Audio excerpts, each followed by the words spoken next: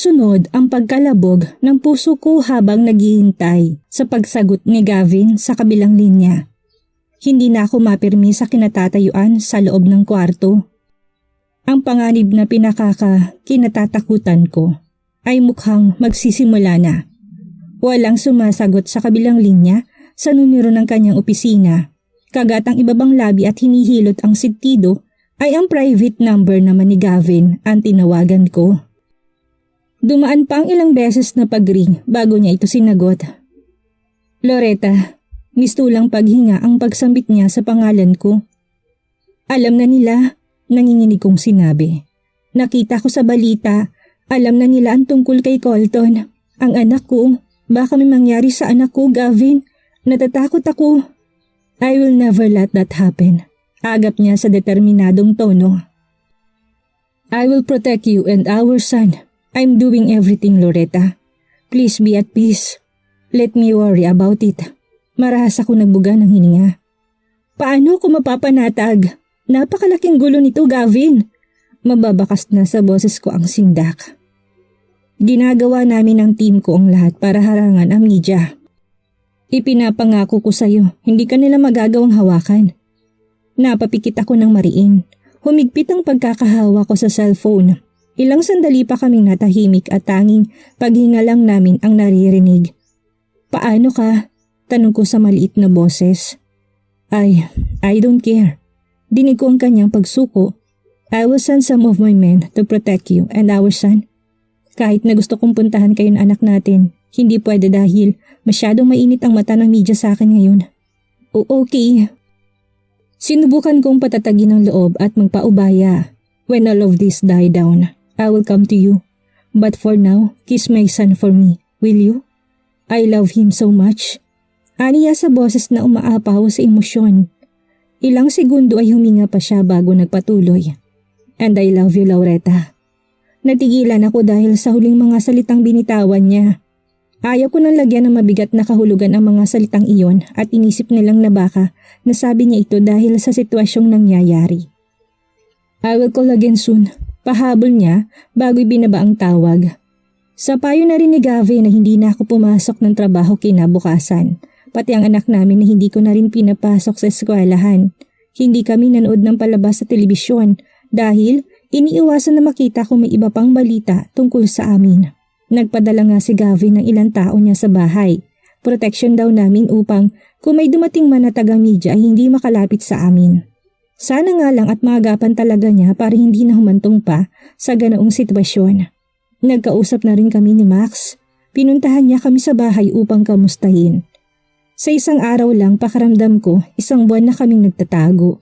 Sa ikalawang araw ay dinalaw na rin kami ni na Donita at Nanay Lolita. Imbis na maagapan ay pakaramdam ko, mas lumalala lang ang sitwasyon. May nababasa na ako sa social media na mga paninira at panghuhusga sa pagkatao ko. Mga salitang kay tiyang ko lang naririnig noon. Malandi daw ako, mga agaw, salot sa lipunan, at ang pinakamasakit na nabasa ko ay ang mistulang isang hiling na sana'y mamatay na raw ako at mapunta sa impyerno. Tama na yan, Day. Masakit yan sa mata. Patayin mo na nga yung laptop para matigil ka na sa pagbabasa. Bakit kaya? Hindi ko lubos maisip na para sa mga taong hindi ko naman kilala at ni isang segundo'y hindi ko naman nakasalamuha. Sa isang iglap lang ay kayang-kaya nilang husgahan ang buong pagkatao ko. Malungkot niya akong tinignan. Lumapit siya sa akin at naupo na rin sa gilid ng kama ko. Pumikit ako. Sa pagpikit ko'y lumandas na rin ang butil ng luha kahit alam ko naman na bagay lang sa akin yung mga masasamang pagtawag nila. Bakit nasasaktan pa rin ako? Totoo naman na naging isa akong kabit noon pero ang sakit-sakit pa rin pala talaga. Napadilat ako dahil naramdaman ang paghaplos ng matalik kong kaibigan sa aking likuran. Dahil walang sino man ang deserving na masaktan, lalong-lalo na ikaw.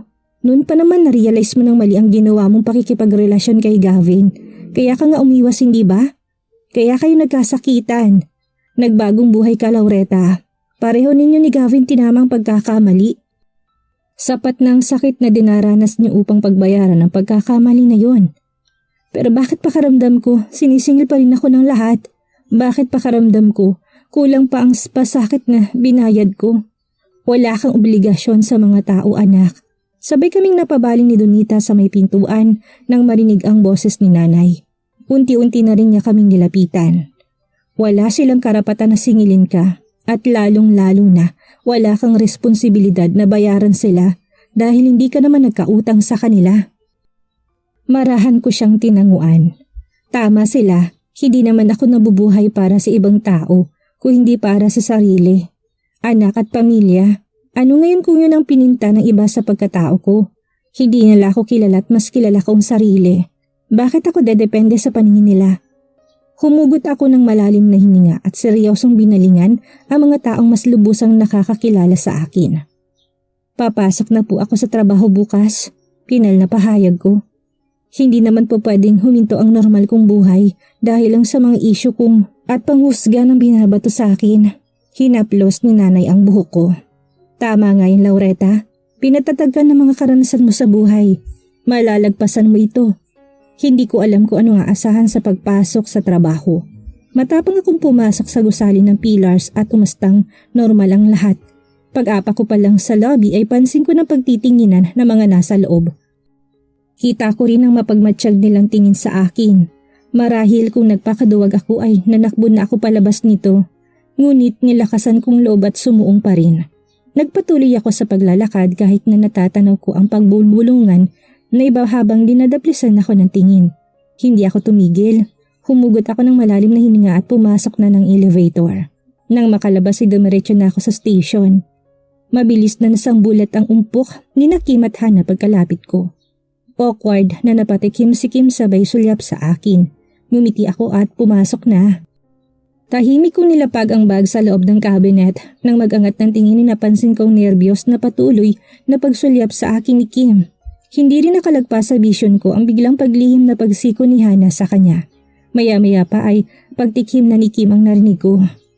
Uy, may nabasa kami sa internet tungkol sa kay Senator Dalfaro. Batid kong kabat pagkailang sa tono ng pananalita niya. Noong una, hindi kami naniniwala na ikaw yun. Kaya lang, may nakalagay na talaga na pangalan mo. Sabad naman ni Hana.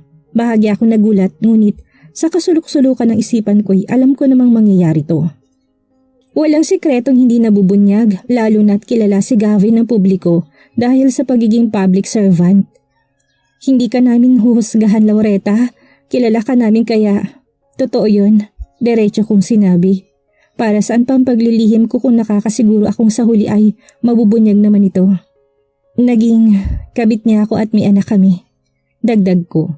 Imbis na makitaan ang pandidiri at pangungutya sa kanilang itsura, ay pangunawa at malungkot na ngiti lang ang sinukli sa akin ng mga kasamahan ko. Hay, nakakaloka. Para talagang pang celebrity ang buhay mo. Si Kim na magaang natawa. Yung guwapitong bata na hinahanap po dito noong nakarang araw yun ba yung anak niyo ni Senator? Oo, Colton ang pangalan niya.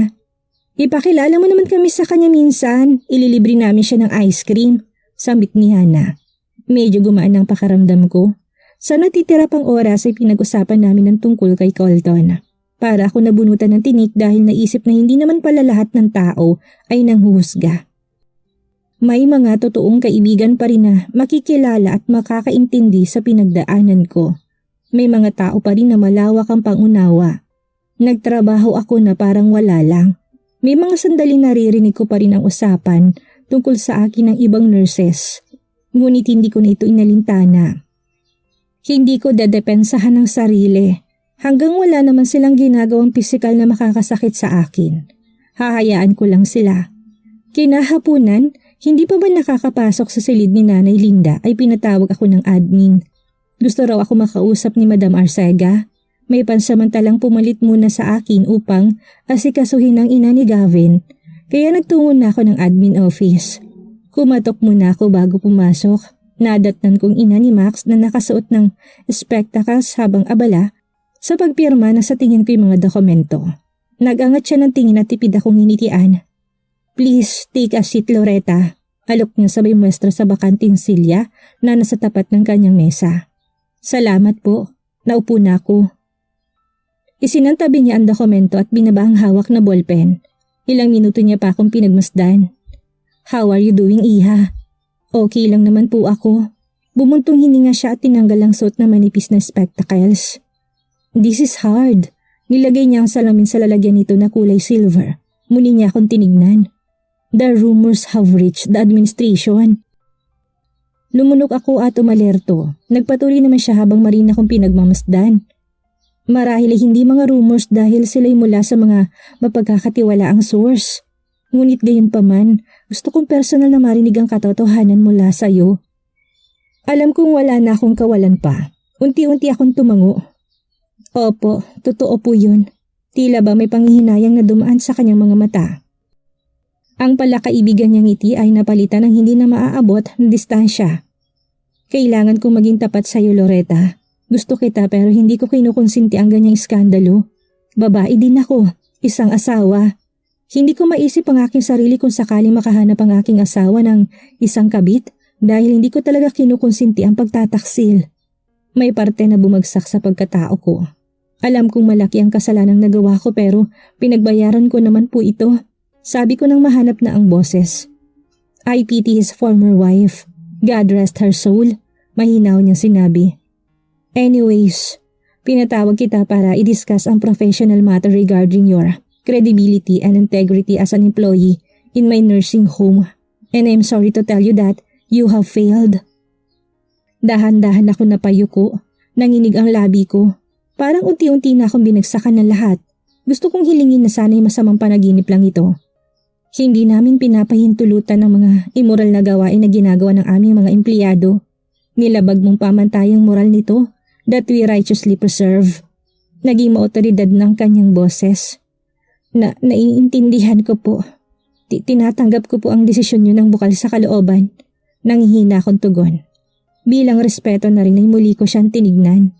Ngumiti ako kahit na masakit. Maraming salamat po sa pagtanggap ninyo sa akin dito. I will treasure my experiences in your nursing home, Madam. Ang buong akala ko'y tapos na siya pero hindi pa pala. Aside from that, I have a favor to ask. Natigilan ako. Ano po yun? I want you to leave my son. Banayad man ang tingin niya ay nakitaan ko pa rin ng pinalidad ang kanyang aura. Muli ako'y magiging prangka, Iha. Hindi mo lang ako binigo sa propesyon, kung hindi pati ikaw ay nabigo sa akin ng personal. Hindi ka bagay kay Max. Sigurado ako na may mga pagkakataon na nakita mo rin yun. Ma'am! Sabay kaming napabaling ni Madam Arcega sa pinto. Nanigas ako nang makita si Max na sa lamig ng titig sa sariling ina ay parang nakakapanigas na. Marahil dahil na rin sa masinsina naming pag-uusap ng doktora, ay hindi na namin narinig ang pagkatok at pagpasok ni Max sa silid kanina. Napatayo ako at mabilis naman na nilapitan ni Max.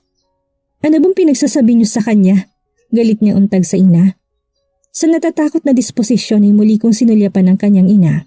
Ramdam kong nervyos nito. Ilang beses siyang napakurap bago nakasagot. I was only telling her the truth. She's not good enough for you, Iho. Can't you see that? Hinawakan ni Max ang braso ko. Matalim niyang tinignan ng ina.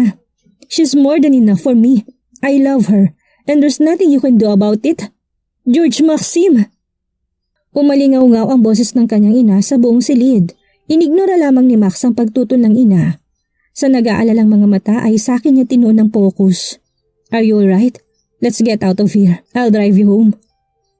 Walang kibo akong marahang tumango. Hindi ko na sinulyapan pa ang doktora. What are you doing, Max? Are you trying to destroy your reputation? Masisira ka dahil sa kanya. Please, son, will you listen to me? Pagsusumamo ng nanay niya. Hindi siya binalingan ng anak. Patuloy lang akong inalalayan ni Max hanggang sa makalabas na kami sa opisina. Namanhid ako. Mahigpit ang pagkakahawak ni Max sa kamay ko habang naglalakad kami sa lobby. Nagtimbagang lang siya at inignora ang lahat ng mga osyosong titig mula sa iilang empleyado na nadadaanan namin. Sa ipinapakita niyang istriktong itsura ay para ako nitong dinala ulit sa nakaraan nung una ko siyang makilala. Masyadong malamig at mukhang mahirap paamuin. Kabit yan, di ba? Grabe, hindi na nahiyat ng akit na naman. Dinig kong bulong ng isang nurse sa katabi niya na isa ring empleyado. Marami namang nagbubulong-bulungan, ngunit mas dinig lang talagang sa kanya. Huminto si Max sa tapat nila. Umigting ang kanyang panga at matalim na binalingan ng babae. What is your name? Tanong niya rito sa nagyayelong boses dahil sa lamig. Sa katahimikan ay alam kong dinig ito ng lahat na nakikiusisa. Max! Awat ko sa mahinang boses upang pigilan siya dahil kilalang kilala ko ang Max na ito.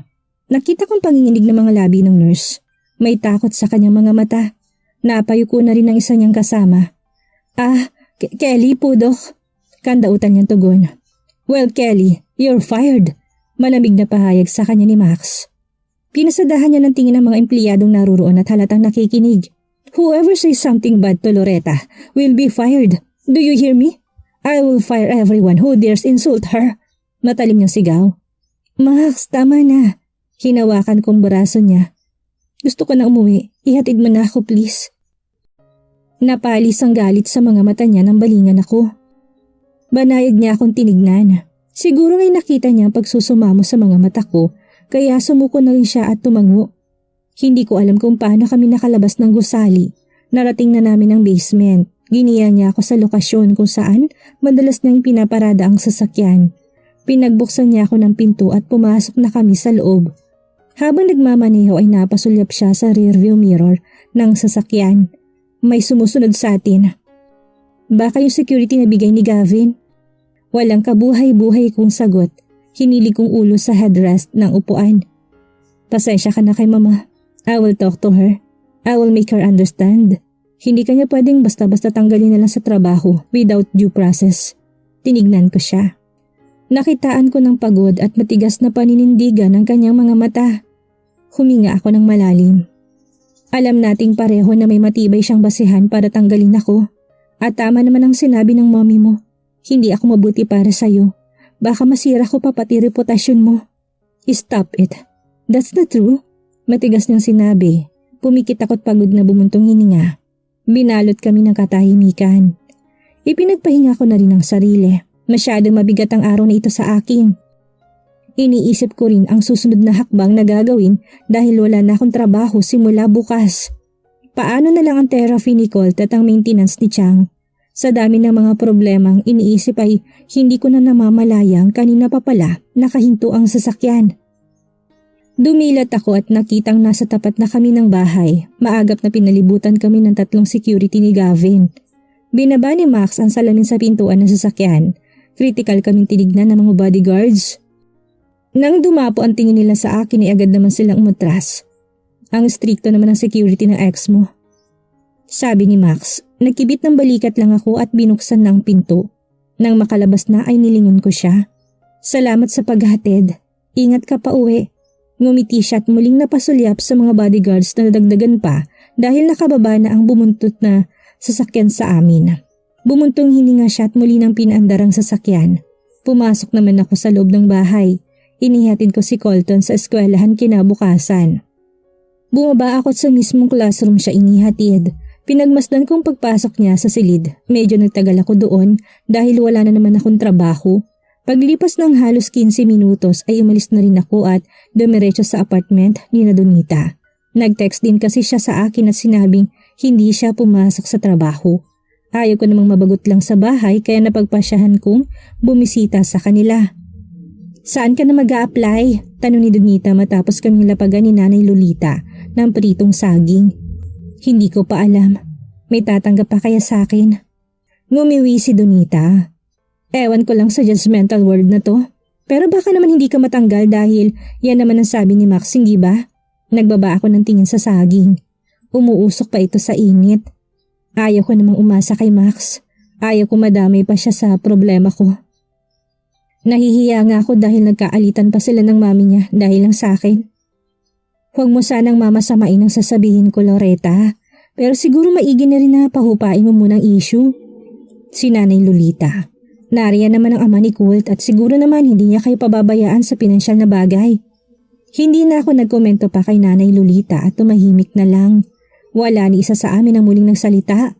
Bigla naman tumunog ang cellphone ko na nasa bulsa kaya kinuha ko ito at sinagot ang tawag ni Ate Susan. Ate, Ma'am, si Colt po nagwawala. Hindi ko po siya maalo. Naririnig kong ingay sa background niya. Ingay na dulot ng pag-iyak at pagsisigaw ni Colton. Mabilis ang ginawa kong pagtayo. Nagulat pa nga si na Donita. Papunta na po ako kagad dyan, ate. Natataranta ko sinabi. Anong problema? Naguguluhan tanong ni Donita na tumayo na rin. Nagwawala raw si Colt. Aalis na ako. Kailangan ko siyang puntahan. Mabilis akong tumalikod at nagsimula na maglakad. Sasama ako, Day, sabi ni Donita na nakasunod naman sa akin. Halos tinakbo ko ng sasakyan dahil sa pagmamadali. Pumasok kami ni Donita sa loob at kaagad ko itong pinaharurot. Sa bilis ng pagpapatakbo ko hindi kami inabot ng 10 minuto sa biyahe. Palundag na akong bumaba ng sasakyan nang makahinto na sa tapat ng eskwelahan nila. Mabilis naman kaming pinapasok ng gwardya. Doon, malapit sa playground ay nakita kong anak na halos nakalumpasay na sa semento. May nakapalibot na sa kanyang mga bata at ilang mga magulang. Nakita ko rin ang advisor niya na pilit siyang inaalo. I want my nanay! I want her! Sigaw ni Colton habang tinutulak-tulak ang kanyang advisor at si Ate Susan na lumalapit sa kanya. Sinubukan siyang hawakan ito. Colton! Tawag ko't nilapitan na siya. Agaran siyang nahinto sa pagpupumiglas. Nahabag ako sa kanyang itsura na namumulan at basang-basa pa ng luha ang kanyang pisngi. Tumakbo siya palapit sa amin ni Donita at niyakap ako. Nanay! Paulit-ulit niyang sambit na walang tigil pa rin sa pag-iyak. Hinaplos kong kanyang likod. Basang-basa na ito ng pawis. What happened? Why are you throwing tantrums again? Nagpatuloy lang siya sa paghagulhol at masinigpitan pang pagyakap sa akin. Nagangat ako ng tingin at napuna na nagsialisa ng mga taong naroon kanina. Kanya-kanya na silang nagsiuwian. Colt, I will wait until you calm down and then you will tell nanay everything, alright? Kahit na umiyak pa rin ay nakita ko naman ang pagtango niya. Nilapitan na kami ni Ate Susan kasamang advisor ni Colton. Napaling ako sa bleachers na nasa ililim ng mayabong na kahoy. Maybe we should take a seat, anak. Do you want to do that? Mabilis siyang umiling bilang protesta. I don't want to go anywhere else. I want to go home. Imuko ako at marahan siyang hinawakan sa balikat. Pinagmasdan kong kanyang itsura. Medyo naging kalmado na siya. Handa ka na bang sabihin kay nanay ang nangyari? Nakipag-away ako kay Jake. Kaklase ko po siya. Galit ako sa kanya. Naalarma kaagad ako. Maring kong tintigan ang mukha na anak ko na puno ng galit. Colt, what did I tell you about fighting? And hate is such a mean feeling. Jake told me I'm bastard. Sinabi niyang mga masasakit na bagay tungkol sa'yo? Sinabihan daw siya ng mami niya na magnanakaw ko ng lalaki. Sinusumpa ko siya. Natutup kong labi. Hindi ko alam ang sasabihin at napatingin na lang sa advisor niyang banayad na nakamasid sa amin ng anak ko. I think it's better na iuwi mo na muna si Colton, Miss Gutierrez. I will just schedule a talk with you maybe tomorrow. Sabi ng babaeng advisor ni Colt. Sige po, salamat. Binuhat ko si Colt papuntang sasakyan. Kahit nakalmado na siya, ramdam ko pa rin ang panginginig ng kanyang katawan. Lumabas kami ng gate at nilapitan ng sasakyan. Diyos ko, Loretta! Tensyonadong sambit ni Donita, kinarbit pa ako sa braso. Luminga ako't nakitang ugat ng pagkabahala niya. Nakahilera palibot ng sasakyan ko, ang tumpok na halatang mga taga-media na may bitbit na mga kamera. Nakita kami ng mga reporters at mabilis pa sa kidlat nila kaming sinugod. Maagap naman kaming pinalibutan ng security na bigay ni Gavin. Humigpit pa lalong pagkakahawa ko kay Colt. Miss Gutierrez, yan na po bang anak niyo ni Senator Delfaro? Tanong ng isang babaeng reporter mula sa isang kilalang station. Anong masasabi mo sa mga kumakalat na mga komento ng netizens na sinira mo raw ang pamilya ni Senator? Pinagpatuloy mo rin ba hanggang ngayon ang pakikipagrelasyon sa batang senador since you are using his security personnel? Ayon sa aming source, may kapansanan ng anak mo. Ginagamit mo bang kanyang kaawa-awang sitwasyon sa iyong kalamangan? May kapansanan bang anak mo, ma'am? Insensitibong tanong naman ng isa pa. Napipi ako sa mga sunod-sunod na tanong ng mga reporters. Hindi pa ako nakabawi dahil sa pagiging gulantang sa nangyayari. No comment kami, okay? No comment. Padaanin niyo kami. Bulyaw naman ni Donita sa kanila. Nanay! Muli na namang nagsimula ang pag-iyak ni Colt. Masinigpitan ko pang pagkarga sa kanya. Padaanin niyo kami. Nanginginig kong sinabi. Do you have any comments po sa mga nambabati ko sa inyo dahil sa pagiging mistress? Pagpapatuloy pa rin nila sa pambabato ng mga tanong. Your son has autism, Miss Gutierrez. Do you think this is your punishment for the immoral act that you have done? Nanigas ako dahil sa tanong na yon. Isa tong harassment. Kakasuhan namin kayong lahat. Matapang na sigaw na nagiging Amazon ako ng kaibigan. Hinila niya ako sa baraso papalapit sa sasakyan. Halika na, Day. Binuksan ni Ate Susan ang pinto ng sasakyan kaya pumasok na kami sa loob nito. Si Donita nang nagmaneho kaya mabilis kaming nakaalis. Nanginginig pa rin ang aking buong katawan habang niyayakap ang umiiyak ko na namang anak. Uminom ka na muna nitong tubig, anak. Si Nanay sabay abot sa akin ng isang baso. Tinanggap ko ito at sumimsim na mula dito. Nakatulog na si Colt, sabi ni Susan. Pagkukwento niya. Napagod talaga siguro yun sa kakaiyak at sa nangyari. Tumawag si Senator kanina. Sabay kami napalinga kay Donita dahil sa pagsasalita niya. Hawak niya ang kanyang cellphone. Pagod ako na pahila mo sa mukha gamit ang 2 palad. Oo nga pala, hindi ko na nasagot ang mga tawag niya simula pa kanina. On the way na raw siya dito, Day. Sa pagkabiglay napaangat ako ng tingin. Sinabi niyang pupunta siya dito. Malungkot na tumango ang kaibigan ko. Nag-aalala raw siya. Pagod akong bumuntong hininga at tumayo mula sa sofa. Papasok na po ako sa kwarto at magpapahinga. Hindi mo siya kakausapin, Loretta? Si Nanay. Tinignan ko na rin siya at inilingan. Hindi na po muna. Kayo na lang pong kumausap sa kanya. Pagod po ako. Nagkatinginan ng dalawa. Sa huli tumango na lang sila. Pumasok na ako ng kwarto at nahiga sa kama. Pagod ako sa parehong emotional at physical na anyo. O baka gusto ko lang talagang matulog upang magising at lokohin ang sarili, isang masamang panaginip lang ang lahat. Automatic ako napasulyap sa digital clock na nakalapag sa mesa ng magising. Nakita ko na 7:00 na pala ng gabi. Siguro may napagod talaga ako dahil sa sobrang haba ng naitulog. Kumalamang sikmura ako at doon ko pala napagtanto na hindi pa pala ako kumakain. Nagbihis ako at inayos ang sarili. Suot ang gray loose shirt at cotton shorts ay lumabas na ako ng kwarto at bumaba. Nasa panghuling baitang na ako ng hagdanan nang makita si Gavin na nakayukong nakaupo sa sofa. Nakasuot pa rin siya ng white button-down shirt at pants. Ang mga palad niya sa magkabilang tuhod nakapatong. Unti-unti siyang nagangat ng tingin. Nang makita niya ako'y alisto siyang tumayo, nakitaan ko ng pinaghalong pagod at pag-aalala ang kanyang itsura. Nagpatuloy ako sa pagbaba at naglakad na patungo sa kinatatayuan niya. Mapanglaw niyang sinuri ang mukha ko na para bang naghahanap ng kung anong sugat. Hey, I was worried. Paus niyang panimula. Minuestra ko ang upuan, nakuha naman niya ang gusto ko at muling naupo sa sofa. Umupo na rin ako sa tabi niya. Kanina ka pa? Sabay tingin ko sa kanya. Medyo, mga 5 oras na siguro. I already had a talk with our son. Tinanguan ko lang siya. Malalim ang naging buntong hininga niya. I'm sorry about what happened. My intel wasn't quick enough to take action.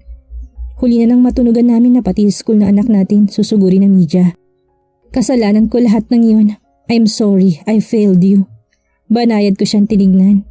Huwag na tayo magsisiyan pa. Pareho naman nating hindi ginustong nangyari. All I want is for Colt to be safe. Yun lang, Gavin. He will be, and you.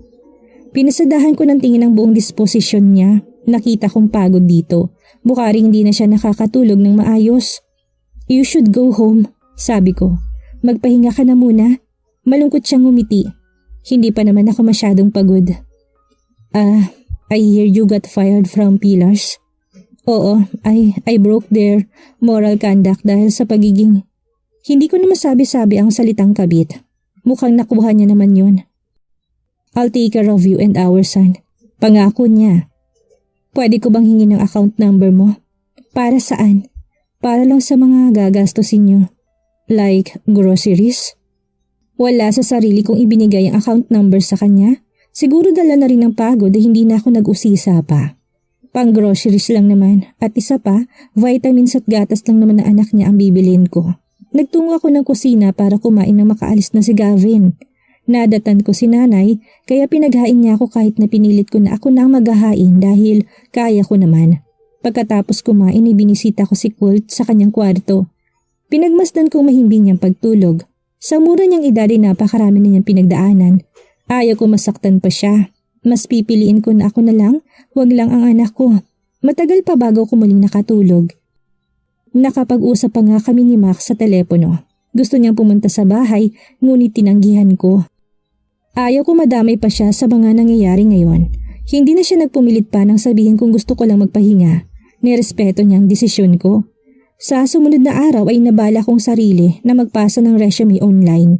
Kahit wala pa naman ako natatanggap na termination notice mula sa Pillars ay nanigurado na ako. May mga agarang nagre-reject ng application letter ko. Hindi na ako nagtaka pa sa naging resulta dahil alam ko namang hindi pa humuhupa ang issue.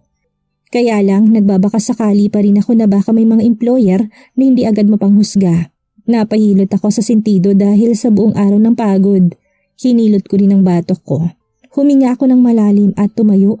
Iniwan ko nakabukas ang laptop at lumabas na muna ng kwarto upang makalanghap ng hangin sa labas. Nagkasalubong kami ni nanay sa may pintuan. Nakita ko mga papel na hawak niya. Halatang nasuri na niya ang laman ng mga ito dahil nakabukas ng takip na sobre. Natigilan ako bigla dahil sa gumapang na pangamba. Sa Meralco po ba yan, Nay? Oo, nakita ko sa mailbox kanina. May mga notice din ng bills na dumating. Puputulan na po tayo ng kuryente. Nakitaan ko ng gulat ang mga mata ni nanay. Mahina siyang natawa. Naku, hindi anak. Binayaran na ni Gavin ang lahat.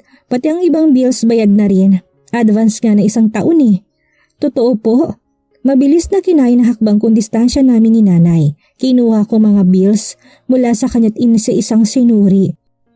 Tama nga siya. Fully paid na nga at may advance pa ang iba. May mga pangalan ni Gavin sa dulo bilang payor. Kung tutuusin ay wala na akong aalalahanin pa sa mga bayarin. Mabilis ako nagpaalam kay nanay at umakyat muli sa kwarto nang may sumagi sa isipan ko. Nagtipa ako sa nakabukas pang laptop at sinuri ang online banking account. Nawindang ako nang makitang statement of accounts. 1 milyon? 1 milyon ang amount na tinransfer ni Gavin dito? Akala ko ba pang groceries lang? Nagpalpitit ang sentido ko habang nagdadayal ng numero ni Gavin. Palakad-lakad sa loob ng kwarto at kagatang ibabang labing hinihintay kong pagsagot niya. Ilang beses ko tong paulit-ulit na dinayal pero hindi pa rin siya sumasagot sa kabilang linya. Nahimigan niya ba na tutustahin ko siya ngayon kaya siya umiiwas? Sa pagkairita ay halos itapon ko ng cellphone sa ibabaw ng kama. Halatang umiiwas talagang mokong na yon.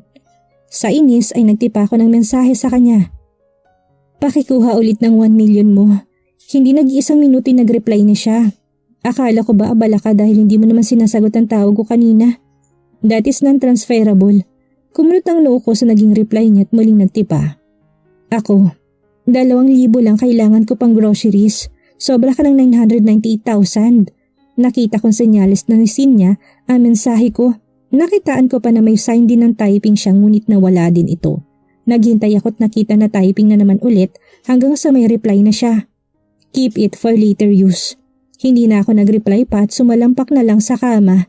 Tumihaya ako't tulalang tinitigan ang kisame. Ay wow! Kung ganun, milyonaryo ka na pala, Day! Si Donita. Bumisita siya ulit sa bahay at inimbita ko na dito maghapunan. Kinuwento ko na sa kanya na tuklasan ko kanina tungkol sa pera ni Gavin. Umismid ako. Isasoli ko kay Gavin yun.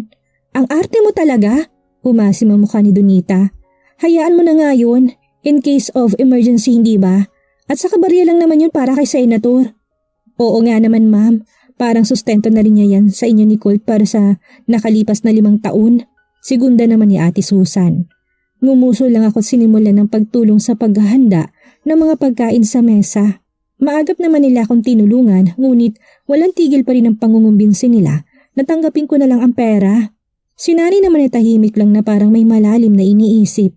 Siguro nga ay naapektuhan pa rin siya dahil hindi pa talaga humuhupa ang issue tungkol sa amin ni Gavin. Anong mangyayari ngayon tila nagulo ang tahimik na buhay ni Laureta sa paglabas na anak nila ni Gavin sa publiko? Ano ang gagawin ni Gavin para malinis ang pangalan ng kanyang mag-ina? Yan ang ating aalamin sa susunod nating kabanata.